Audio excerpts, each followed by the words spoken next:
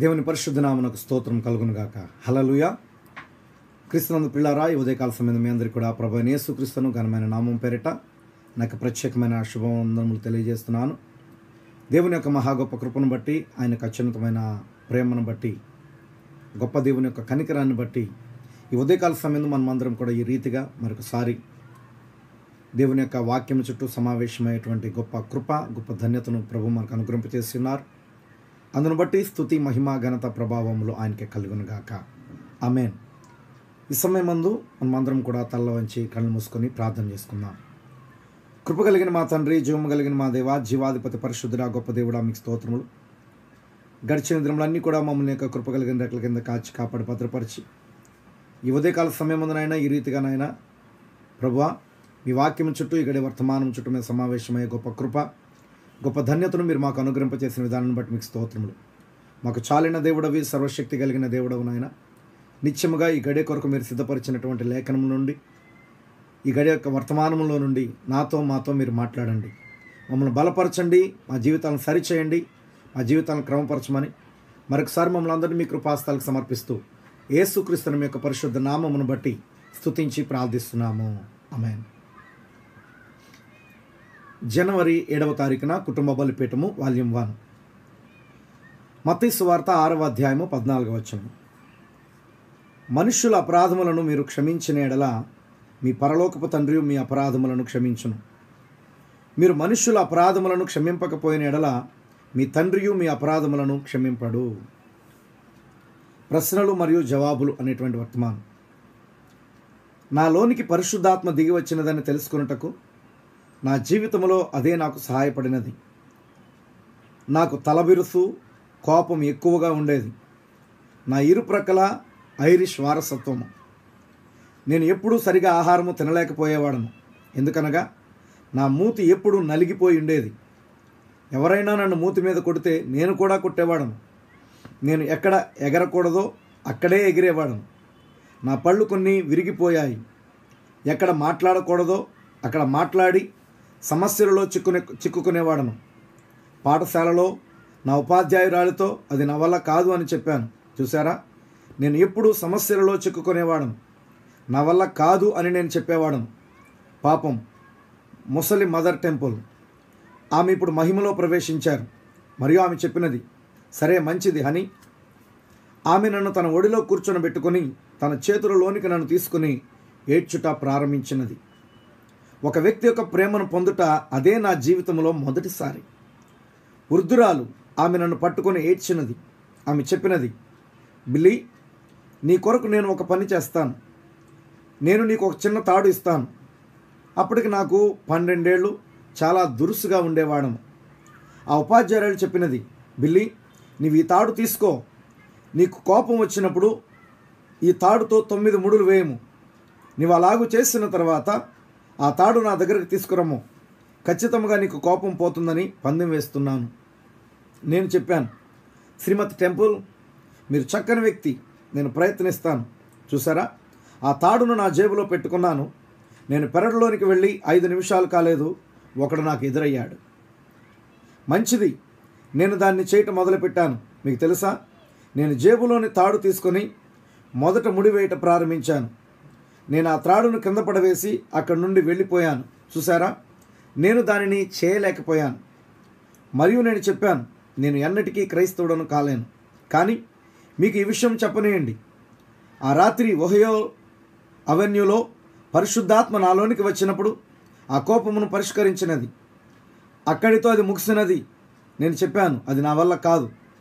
నేను ఎన్నడూ క్రైస్తవుడిని కాలేను. ఎందుకంటే నేను ఎన్నడూ దానిని జయించలేను. అది నాకు పుట్టుకతో వచ్చినది. నేను ఈ విధంగా చెప్పేవాడను, నా తండ్రి కోపిష్టి, నా తల్లి సగం ఇండియన్, పొట్లాటకు దిగే కోపిష్టి.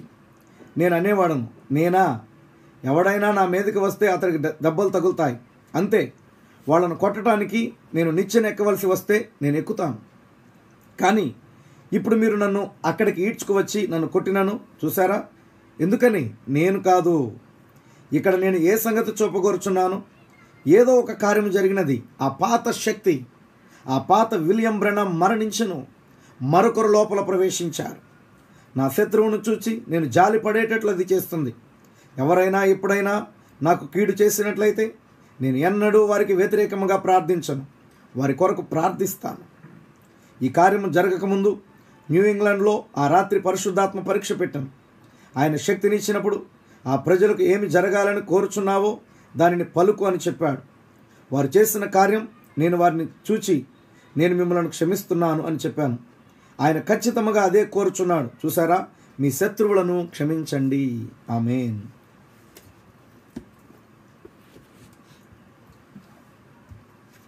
వాల్యూమ్ 2 మత్తయి సువార్త 3వ అధ్యాయము 4వ వచనము నుండి. ఈ యోహాను ఒంటె రొమ్ముల వస్త్రమును మొల చుట్టూ తోలుదట్టియు ధరించుకున్నవాడు. మిడతలను అడవి తేనియు అతనికి ఆహారము. ఆ సమయమున యెరూషలేము వారును యూదయ వారందరును యోర్దాను నదీ ప్రాంతముల వారందరును అతని యొద్దకు వచ్చి తమ పాపములు ఒప్పుకొనుచు యోర్దాను నదిలో అతని చేత బాప్తిస్మము పొందుచుండిరి. మృగము యొక్క ముద్రను గుర్చిన ప్రశ్నలు మరియు జవాబులు అనేటువంటి వర్తమానం. యోహాను శిష్యులు యేసుక్రీస్తు నామములో బాప్తిసం పొందలేదు. వారు మారు మనసు నిమిత్తం బాప్తిసం పొందారు. మనం ఒక్క నిమిషము అపోస్తల కార్యం 19వ అధ్యాయమును చూద్దాం. ఒక్కసారి దాన్ని చదువుదాం. నా స్నేహితులారా, మీరు దాన్ని గ్రహిస్తారు. లేఖనములు తనకు తానే వ్యతిరేకించవు. ఇక్కడ చూడండి, అపోస్తల కార్యములు 19వ అధ్యాయము. అపోల్లో కొరింథులో ఉన్నప్పుడు జరిగినదేమనగా, పౌలు పై ప్రదేశంలో సంచరించి ఎఫెసునకు వచ్చి కొందరు శిష్యులను చూచి, మీరు విశ్వసించినప్పుడు పరిశుద్ధాత్మను పొందితిరా అని వారిని అడుగగా, వారు పరిశుద్ధాత్ముడు ఉన్నాడన్న సంగతియే మేము వినలేదని చెప్పిరి. అప్పుడు అతడు, అలాగైతే మీరు దేనిని బట్టి బాప్తిస్మం పొందితరని వారిని అడుగగా, వారు యోహాను బాప్తిస్మమును బట్టియే అని చెప్పిరి. ఓ, మేము బాప్తిస్మం పొందాము అని వారు చెప్పారు. ఎలా? యోహాను బాప్తిస్మమును బట్టి అని వారు చెప్పారు. అతడు చెప్పాడు, యోహాను తన వెనుక వచ్చు అని అనగా యేసునందు విశ్వాసం ఉంచవలనని ప్రజలతో చెప్పుచు మారు మనసు విషయమై బాప్తిస్మం ఇచ్చాను. వారు ఈ మాటలు వినినప్పుడు వారు ప్రభు అయిన యేసుక్రీస్తు నామములో తిరిగి బాప్తిస్మం పొందారు.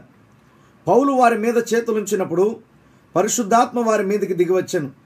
వారు భాషలలో మాట్లాడుచూ ప్రవచించిరి. వినండి, ఒకవేళ నీవు యేసుక్రీస్తుకు బాప్తిస్మం ఇచ్చిన అదే బాప్తిస్మం ఇచ్చి యోహాను చేత బాప్తిస్మం పొంది ఉంటే, పరిశుద్ధుడు స్త్రీలు కనిన వారిలో బాప్తిస్మం ఇచ్చి యోహాను కంటే గొప్పవాడు పుట్టలేదని యేసు చెప్పారు. అతడు ప్రవక్తలందరిలో ప్రధానుడు. అతడు యేసుకు యోర్దాను నీటిలో బాప్తిస్మం ఇచ్చాడు. సహోదరుడా, ఒకవేళ నేను అతనితో బాప్తిస్మం పొంది ఉంటే నేను దాని గురించి గొప్పగా భావిస్తాను. అది నిజమేనా? కానీ పౌలు వారి వైపునకు తిరిగి చెప్పాడు, అది పని చేయదు, మీరు తిరిగి మరలా బాప్తిస్మం పొందాలి అని చెప్పాడు. ఓ పౌలా, మేము ముంచబడ్డాము, మేము యోర్దాను నదిలో బాప్తిస్మం ఇచ్చి యోహాను ద్వారా బాప్తిస్మం పొందాము.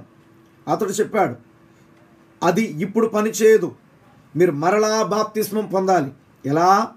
అతడు చెప్పాడు, మారు మనసు నిమిత్తం యోహాను బాప్తిస్మం ఇచ్చాడు, మరియు ఇది పాప క్షమాపణ నిమిత్తం. యేసుక్రీస్తు నామమున తప్ప ఆకాశము క్రింద మనుషులలో మరి ఒక నామము లేదు. మరియు వారు ప్రభు అయిన యేసుక్రీస్తు నామములో బాప్తిస్మం పొందాలి. బైబిల్ గ్రంథములో ఒక స్థలములో కానీ చివరి అపోస్తలుడు మరణించిన 600 సంవత్సరముల వరకు చరిత్రలో ఎక్కడైనా ప్రభు అయిన యేసుక్రీస్తు నామములో కాకుండా మరి ఒక నామములో వారు బాప్తిస్మం ఇచ్చారా? మీరు వెళ్ళి ఏ క్యాథలిక్ బోధకుడైనా అడగండి, దాన్ని ఎవరు మార్చినారో అడగండి, వారు ఏమి చెప్తారో చూడండి, వారి ఉపదేశ గ్రంథము తీసి చదవండి. అది ఆ విధముగా చెప్పుచున్నది. మన బాప్తిస్మమునకు తల వంచారు కాబట్టి కొంతమంది ప్రొటెస్టెంట్ వారు రక్షణ పొందుతారు. వారు దాన్ని మార్చివేశారు. ఆ విధముగా చేయుటకు అధికారము మరియు శక్తి వారికి ఉన్నాయని వారు చెప్పుదురు. వారు అదే చెప్పుదురు. వారు దానిని కలిగి ఉన్నామని చెప్పుదురు. దానికి ప్రొటెస్టెంట్ సంఘం తలవంచినది. కానీ లేఖనముల ప్రకారము దానిలో 1 గ్రాముకు లేఖనములు లేవు. వారు మరలా యేసుక్రీస్తు నామములో బాప్తిస్మము పొందాలి. ఆమేన్. Praise the lord. వాల్యూమ్ 3 5వ కీర్తన 8వ వచనము. యెహోవా, నా కొరకు పొంచియున్న వారిని బట్టి నీ నిత్యానుసారముగా నన్ను నడిపింపుము, నీ మార్గమును నాకు స్పష్టముగా కనుపరచుము. ఎదురుచూచుట అనేటువంటి వర్తమానం. నీవు దేవుణ్ణి గురించి ఆలోచించుము, దేవుని ఆత్మ మూలముగా జన్మించుము. కార్యములను గురించి తర్కించుటను విడిచిపెట్టి దేవుడు చెప్పినది సత్యమని కేవలము విశ్వసించుము. దేవుని ఆత్మ చేత నింపబడుము. అప్పుడు దేవుడు నిన్ను నడిపించును. అప్పుడు పరిశుద్ధాత్మ నీతి మార్గములో నిన్ను నడిపించును. అప్పుడు నీవు క్రైస్తవేతరుని వలె ప్రవర్తించుటను కనుగొన్నప్పుడు అది తప్పు అని నీవు తెలుసుకుంటావు. అప్పుడు నువ్వు వెనక్కి వెళ్ళి దేవునితో పరీక్షించుము. ఇక్కడున్న ఆయన పరిశుద్ధ గ్రంథములోని ఆయన వాక్యముతో పరీక్షించుకొని నిన్ను నీవు దేవునితో సరి చేసుకునుము. మనము మాట్లాడుకొనుచున్న సిమెయోను వృద్ధుడు. అతడు కూడా ఆ విధముగా చేశాడు. అతడు బహువృద్ధుడు, 80 సంవత్సరములు, తెల్లని గడ్డము కలిగినవాడు, ప్రజలలో విలువ కలిగినవాడు. ప్రభు అయిన యేసు యొక్క మొదటి రాకడకు కొంచెం ముందుగా సంఘము నామకార్థముగా ఆయనకు విముఖముగా మారిపోయినది. మరలా ఇప్పుడు కూడా అదే విధముగా జరుగుచున్నది. ఒక దినమున సిమెయోను అక్కడున్నాడు. పరిశుద్ధాత్మ అతనితో మాట్లాడెను. ఈ విధముగా చెప్పెను, సిమెయోను, ప్రభు అయిన క్రీస్తును చూడకముందు నీవు మరణించవు. మరియు సిమెయోను దానితో తర్కించలేదు. అతడు దాన్ని విశ్వసించెను. నీవు కూడా అదే విధముగా చేయవలసి ఉన్నది. దానిని విశ్వసించుము. కన్యకైన మరియను చూడుము. ఆమె పరిశుద్ధాత్మ చేత కమ్మబడినప్పుడు ఆమె వైఖరి ఎలా ఉన్నదో చూడుము. బాప్తిస్మిచ్చు యోహాను తండ్రి అయిన యాజకుణ్ణి చూడుము. తన భార్య వృద్ధాప్యములో కుమారుని కనునని అతడు దేవాలయంలో ఉన్నప్పుడు చెప్పబడెను. ఎందుకు? అతనికి విస్తారమైన ఉదాహరణలు ఉన్నాయి. కానీ అతడు తర్కించాడు. ఇది ఎలా సంభవము? ఆమె వృద్ధురాలు, అది అసాధ్యమని చెప్పాడు. మంచిది, అక్కడ శారాయి ఉన్నది. సుమారుగా 100 సంవత్సరముల వయస్సులో ఆమె గర్భవతి అయినది. అక్కడ హన్నా ఉన్నది, ఆమె వయస్సు కూడా దాటిపోయినది. కానీ ఇక్కడ జకర్యా దేవుని సందేహించాడు. మరియు దూత చెప్పెను, నేను గబ్రియేలును, నా మాటలు వాటి కాలమందు నెరవేరును. ఆమేన్. మరియు ఆ బిడ్డ జన్మించే వరకు అతడు మోగవానిగా మొత్తబడ్డాడు. కానీ మరియను చూడుము, పరిశుద్ధాత్మ ఆమెతో, నీవు పురుషుని ఎరగకయే కుమారుని కందు అని చెప్పినప్పుడు ఆమె దాన్ని సందేహించలేదు, తర్కించలేదు. ఆయన వాక్యమును బట్టి ఆమె ఆయనను విశ్వసించినది. నీవు కూడా అలాగే చేయము. ఏ పురుషుని ఎరగకయే దాని గురించి ఎలాంటి సానుకూలత కనబడకముందే ఆమె వెళ్ళి తాను కుమారుని కనబోచున్నానని సాక్ష్యమిచ్చినది. ఓ, మీరు దాన్ని చూశారని నేను నిరీక్షించుచున్నాను. ఆయన వాక్యమును బట్టి ఆమె దేవునిని విశ్వసించినది. ఆమె కనిపెట్టలేదు. ఇలాంటి వ్యక్తీకరణను బట్టి క్షమించండి. మీరు మీ వైద్యుని మాటను వినాలి. నేను మీ సహోదరుడును. ఆమె లోపల జీవము అనుభూతి చెందు వరకు ఆమె కనిపెట్టలేదు. ఆమె తాను తల్లిని కాబోచున్నట్లు ఏదో ఒక శారీరకమైన మార్పు కలుగు వరకు ఆమె కనిపెట్టలేదు. ఆమె దూత మాటలు నమ్మినది. నువ్వు ఏ పురుషుని ఎరగకయే కుమారుని కంటావు అని దూత ఆమెతో చెప్పినప్పుడు, ఇదిగో ప్రభు దాసురాలను, నీ మాట చొప్పున నాకు జరుగునుగాక అనెను. ఆమేన్. ప్రార్థన చేసుకుందాం.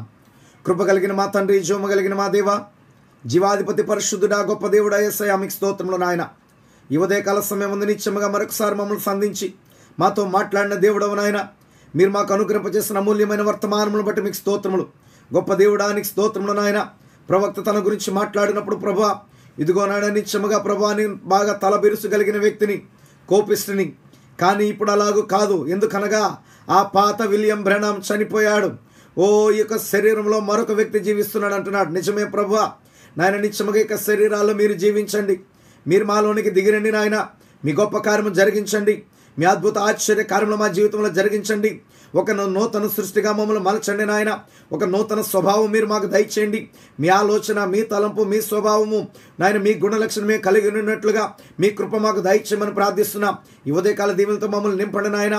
మా సొంత ఆలోచనలు, మా తలంపులు కాదు ప్రభా, మా తల్లిదండ్రులను వచ్చినటువంటి స్వభావం కాదు నాయన. నిత్యముగా మీ యొక్క స్వభావంతో మేము నింపబడి ప్రభా, మీ గుణలక్షణాలను ప్రభా మేము ప్రచురం చేయనట్లుగా మీ కృప మాకు దయచేయమని ప్రార్థిస్తున్నాం. నాయన నిత్యముగా ప్రభా యేసయ్యానికి స్తోత్రములు. మీ యొక్క ప్రతి మాటకు ప్రభా మేము విశ్వసించి మీ యొక్క వాక్యానికి లోబడే కృపా ధన్యత మీరు మాకు అనుగ్రహింపచేయండి.